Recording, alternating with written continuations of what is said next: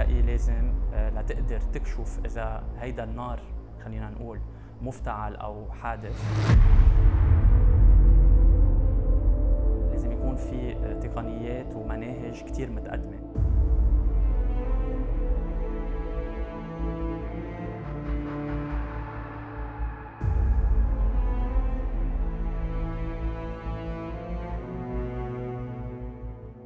قلنا إنه بلشت بحريق مع شوية انفجارات صغيرة ممكن تعطي انديكيشن يا لفرقاع يا لذخيرة من الثقل الخفيف، يعني سلاح فردي.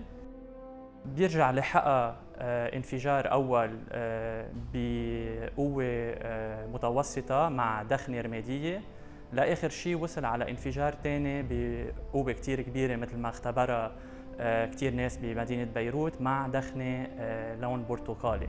شو هو هيدا الصوت؟ يا مشحرة فوت فوت فوت عماد فوت فوت يا ماما. أول شيء بتدقق بالوقت المأخوذ الصورة مأخوذ الفيديو، بتدقق إذا هالصورة أو الفيديو عم بتفرجيك عن جد شو قايلين لك هيدا الشيء عم بيفرجي، ومن خلال هول بتقدر تقبل هيدا النوع من الأثر أو الإيفيدنس، بتقدر تقبله بالتقرير تبعك وبتحلله لتقول شو وصلت على نتائج معينة.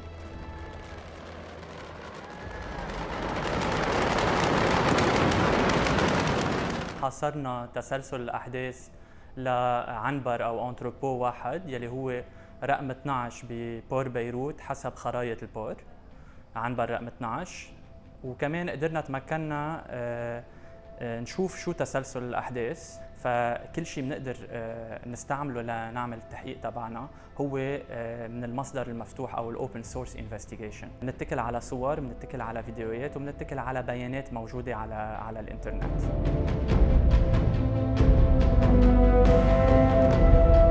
Donc, pour ce qui concerne l'histoire du missile, moi je suis convaincu que ce n'est pas un missile pour plusieurs raisons. D'abord, aucune preuve photo. La deuxième, c'est que si missile il y avait, on voit bien que le missile arrive un petit peu après la guerre. C'est-à-dire qu'on a quand même une première explosion. Donc le missile qui arriverait sur la deuxième explosion, ça ne ferait pas sens. Je dirais que le mal était déjà fait. Et la troisième, qui est à mon avis la plus convaincante, c'est que une attaque au missile, ça implique beaucoup de choses. D'abord, ça implique un tiers-État, et ça implique que ce tiers-État accepterait les dommages collatéraux qu'il a provoqués, ce que je ne crois pas du tout. Si tant est qu'il y avait un tiers-État ou une tiers-entité qui aurait provoqué cette explosion, il y avait des moyens opérationnels beaucoup plus simples et beaucoup moins coûteux et beaucoup plus discrets et qui auraient permis de faire quelque chose de beaucoup plus restreint avec moins de dommages collatéraux.